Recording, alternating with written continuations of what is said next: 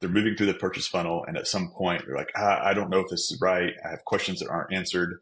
I'm frustrated by this experience, and I'm going to go look somewhere else, or I'm going to do this later, and later never happens. Welcome to today's episode of the Seven Figure Journey podcast, where we explore the ins and outs of the seven figure journey.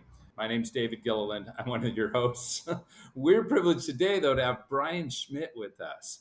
Uh, Brian is calling out of Florida, and he's the owner of Surefoot. Brian, welcome to the show. Thanks, David. Excited to be here. And Brian, did I represent your company the way you wanted me to as far as the name goes? Yep, Surefoot. Now, I know you do a niche little market area there of really helping people understand their digital pipeline of sales, like that marketing that marches them down through. Do you want to explain just a little further exactly what you do and what the niche is, who you serve over anyone else? Sure. So we do a very specific thing called conversion rate optimization, primarily for e-commerce and lead generation businesses through the website.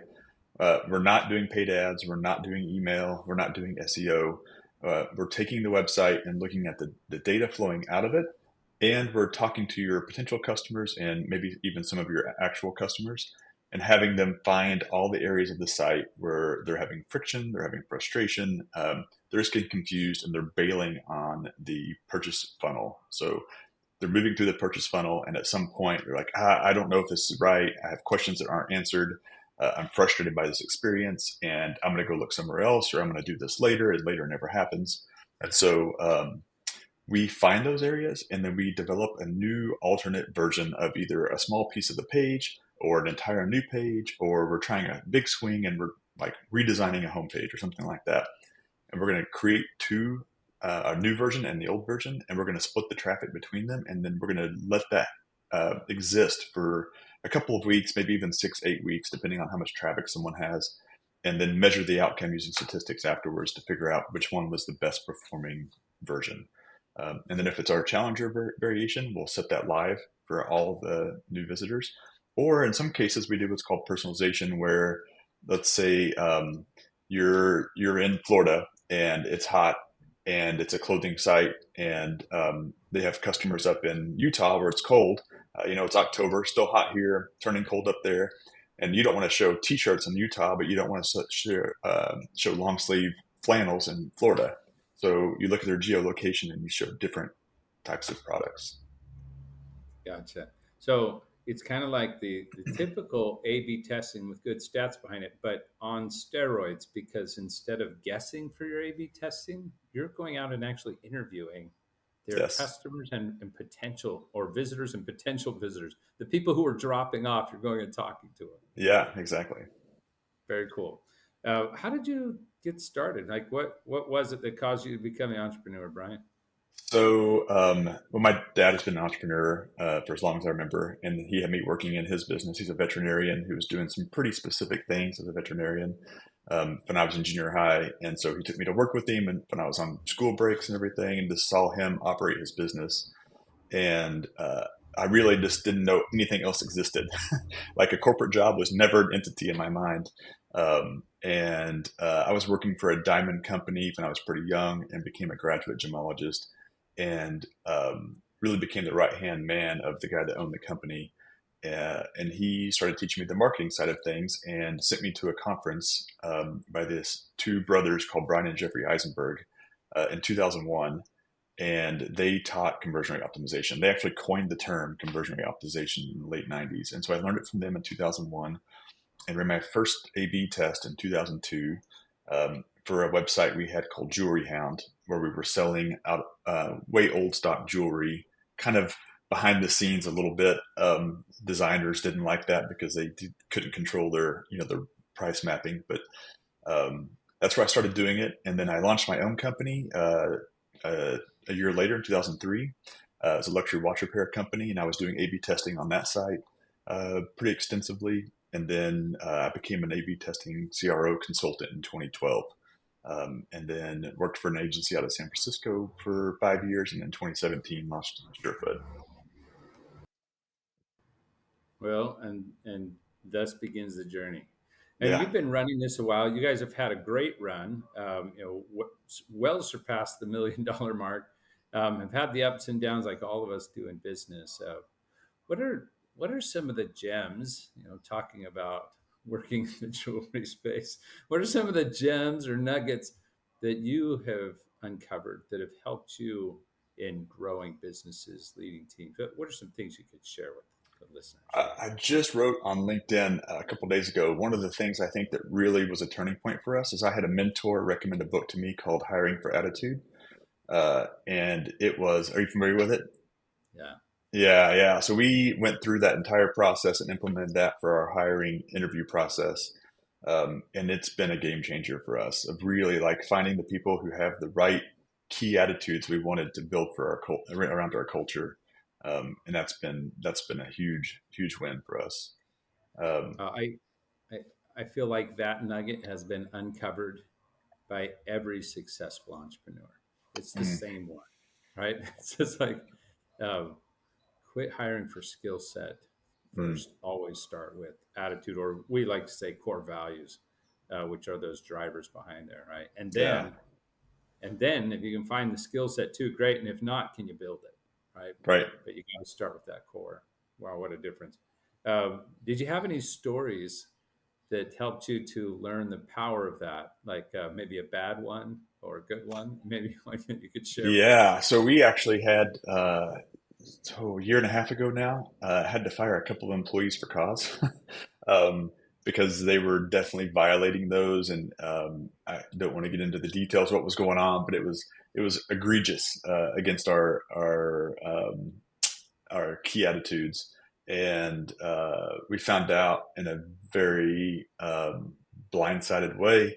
We had one employee leave, and then when he left, it exposed some other things that were happening, and it was shocking. Yeah, and so I think the key learning for me out of all of that was, even though you hire someone and we had developed this process in the midst of hiring between those two people. One came earlier, then the other came later, um, and I think it's you have to keep training people on that and really reinforcing those over time. You can't get lazy on that. You can't assume that people are remembering what they are, even though you're talking about them lightly. And we have this humble brag channel in our Slack where people get to highlight each other for their brown shorts attitudes. Um, you have to keep training and really honing in on that over and over and over again, and making sure that people are hearing it and living it. So, Yeah, and it's challenging in those in that first couple of weeks of interaction when you're doing your interviewing process with them. It's challenging to discern, do they really have it, mm, or are they faking it? Like, is this the first date kind of stuff where you're just trying to prove you're worth dating? Or is this we're 10 years into marriage and your spouse really knows who you are? Like, is yeah, this yeah, really who you are? Right. right, yeah. Uh, I th- Go ahead, go ahead. no, I was just going to say, go into that a little bit. What's Yeah, I that? think I think the key thing there for us that we've really learned over time and hundreds of interviews now is the people who talk in theory about in their answers, and the people who talk about like this actually happened and this is what I did. Yeah. That is a huge discerning factor. Yeah. That we've seen the same thing. In fact, we kind of like, we go through the, first of all, our question is, so tell us a time when you lived that. Give me an example. Actually, we say, give me an example of why this matters so much. Why this, we say core values instead of your Hmm. key attitude, the same idea.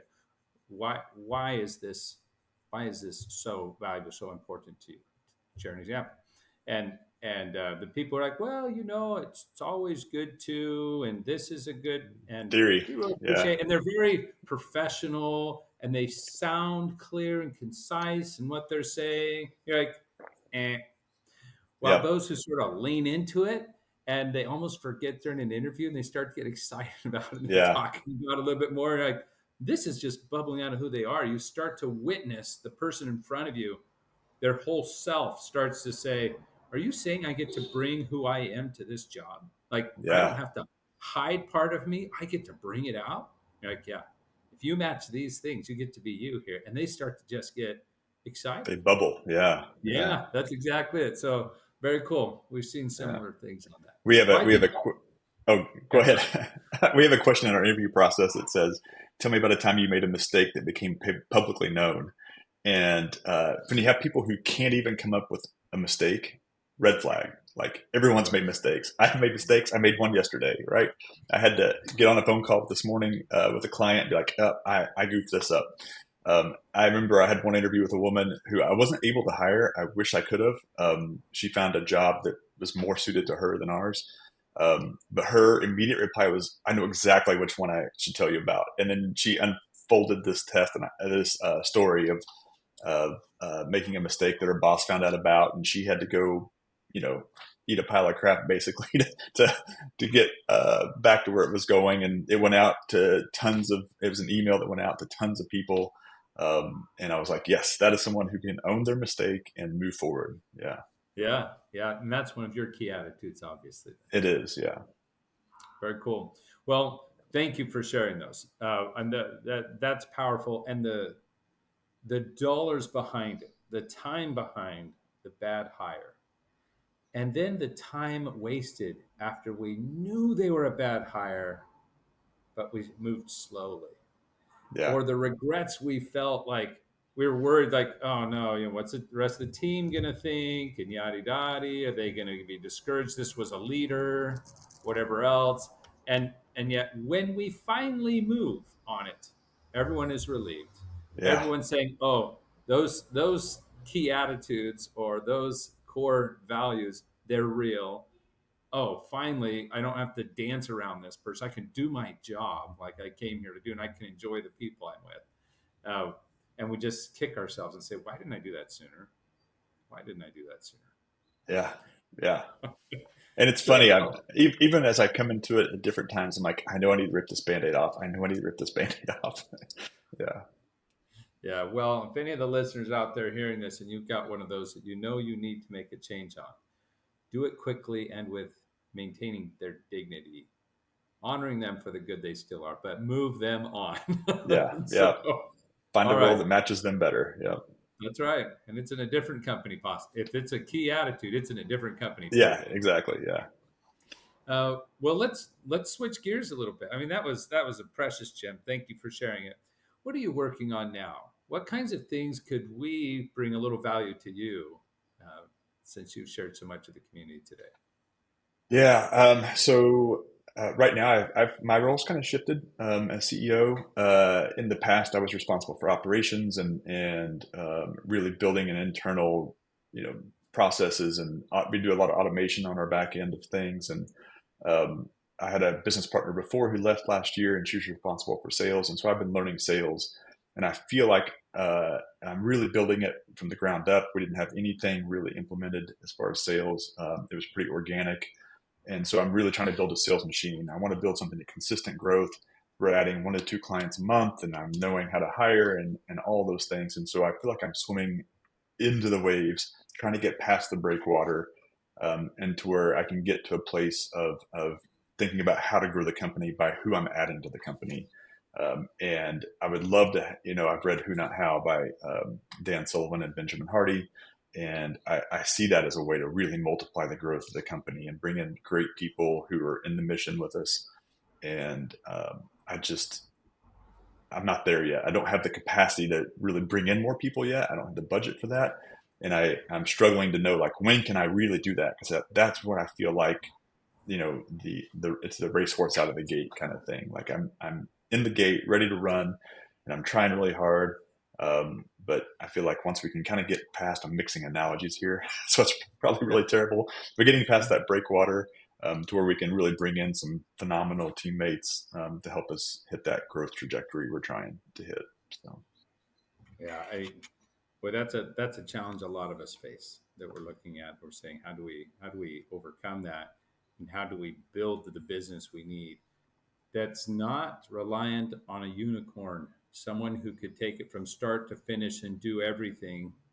And they sold from their great relationships and their great industry knowledge.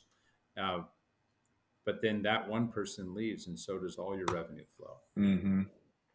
right? Because it didn't have the same discipline that you put into operations, understanding what was needed, building processes, working with the team to be clear on where handoffs are to ensure a customer journey.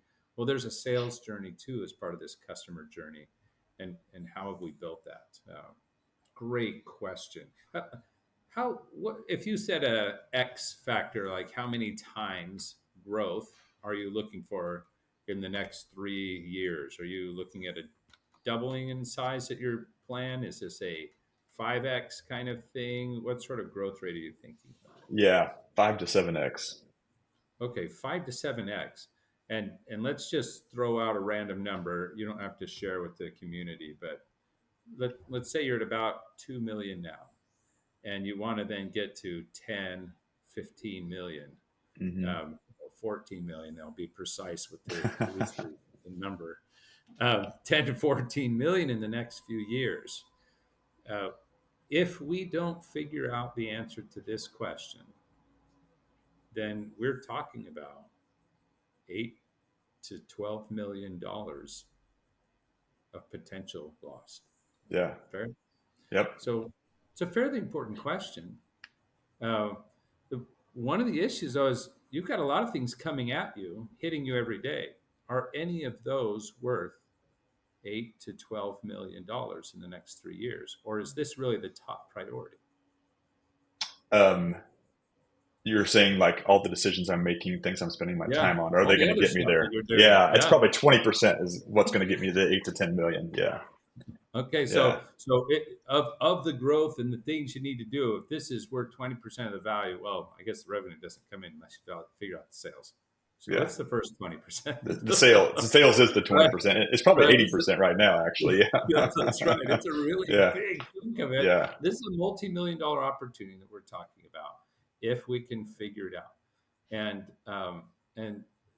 so thank you for bringing it up. And I think many of our listeners care about this topic too. There's a couple of things we need to look at to kind of discern a next step. And you're going to be picking that. I can't pick it for you. But let's first ask this. Uh, do you have a predictable lead source? Not yet. Okay. I'm So working on that. we don't have a Yeah. predictable lead source yet. And then there's the predictable lead source, and then there's the predictable sales pipeline that you could, or the processes in your sales, kind of like you do with your operations. You know, it Hmm. hands from this to this to this. Here is how we help make this change comfortable for our prospects. So when they get to purchase, they see its value, and it was an easy enough step to take for them. Right. So we've got this process to figure out to walk them through all of the discomfort of change. Hmm. Um, you can solve these problems by pulling in someone who is phenomenal. This is the who, not how, Hmm. answer to the question. And right now, you see a barrier and you say, but I don't have cash. And you don't. But you do have two other things you can buy, you can use to buy that person if you want to look at a who, not how. So let's touch on those and then let's play with the process thing. So here's your two other forms of currency. One is a powerful vision of what you're trying to achieve, an impact you're trying to have that taps into a sense of purpose for the individual. Now, I don't know if you've got one of those yet, but that I've seen time and time again. Top level talent leave lucrative places to come and build something great, even though at the beginning they're earning next to nothing and they're working their tails off for that purpose. So, first bit of currency, first piece is my vision powerful enough to act like a magnet to draw in the right person? And is it lived so deeply that everyone in the company lives it? So when they touch the whole team, they're saying, oh, wow, there's something special here. I was just talking with a top level sales guy yesterday. He's been in sales his whole life. He has built massive sales teams. I say massive.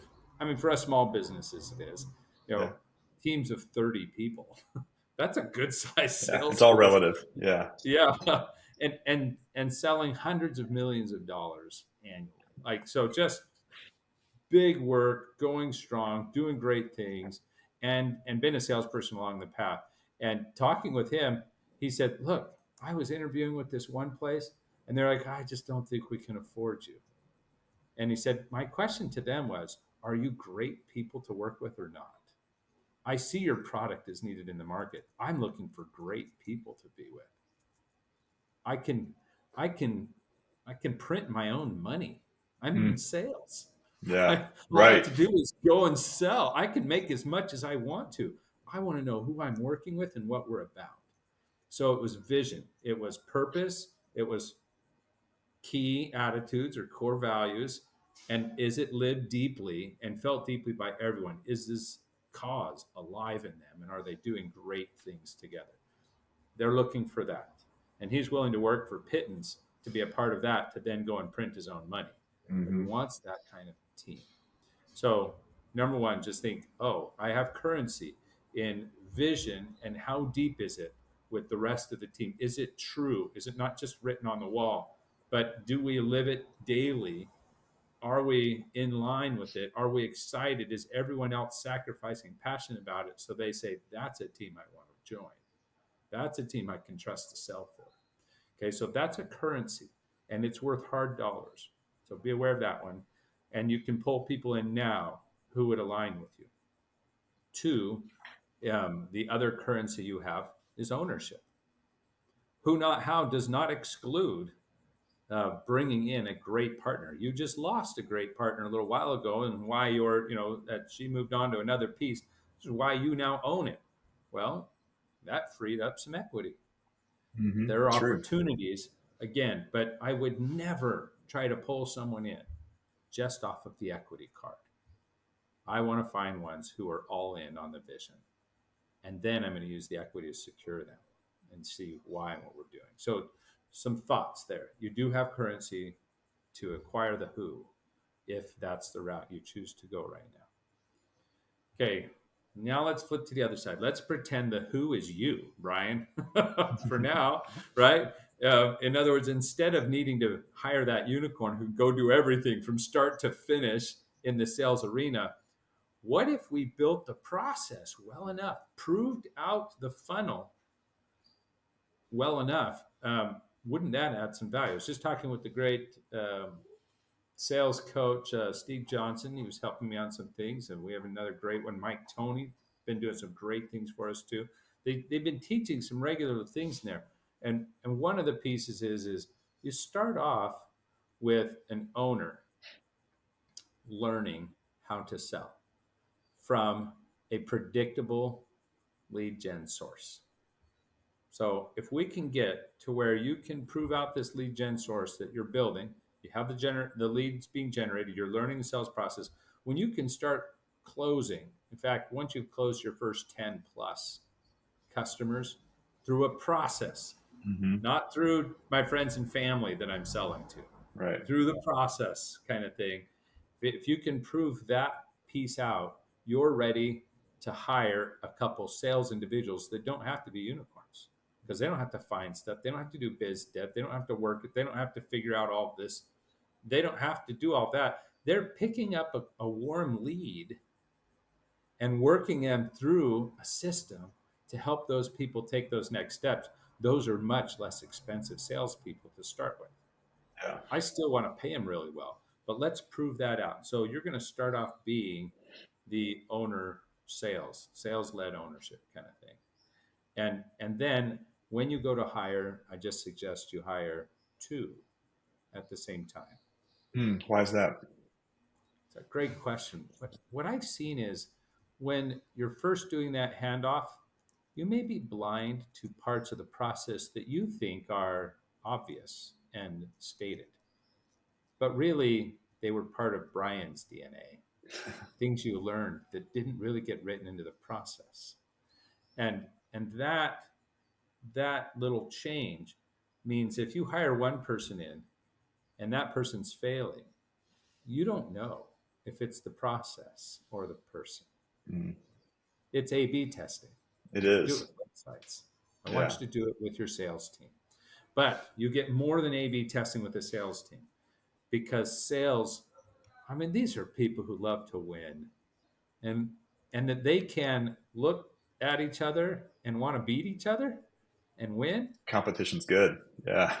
It is when it's friendly. It's not cutthroat style, but it's I want to be on top of that wall there. Like I want to be that top person, and the friendly banter and the enjoyment in that, and they drive each other. That's what you want. Uh, and now you can see, hey, one of them it worked out for, and the other it didn't. It's not necessarily my process. Now Yeah. I'm just getting better at hiring. This other person didn't work out. Our process, what we brought him in, she or he is not succeeding at this spot. That's fine. Let's move them on quickly to another spot with dignity, with good references. They did work through these things, whatever, and send them on. And now we hire another two, right? I still want two new ones going out. I've got someone proven here. Now the two of them are trying to catch and get on top of this top one. But because that other one's working, they're paying for themselves. That Yeah. investment's already returned. I can afford two again, and I better do it. Okay. So if I can hire in pairs, it's a That's better great. way. That's gold. Thank you. So anyway, those are some things that I've seen, I've been a part of, and I've heard so many sales professionals and experts say, just trust me, when you hire your firsts, when you hire in the beginning, hire them in pairs, and even later on when you can, let those cohorts come in.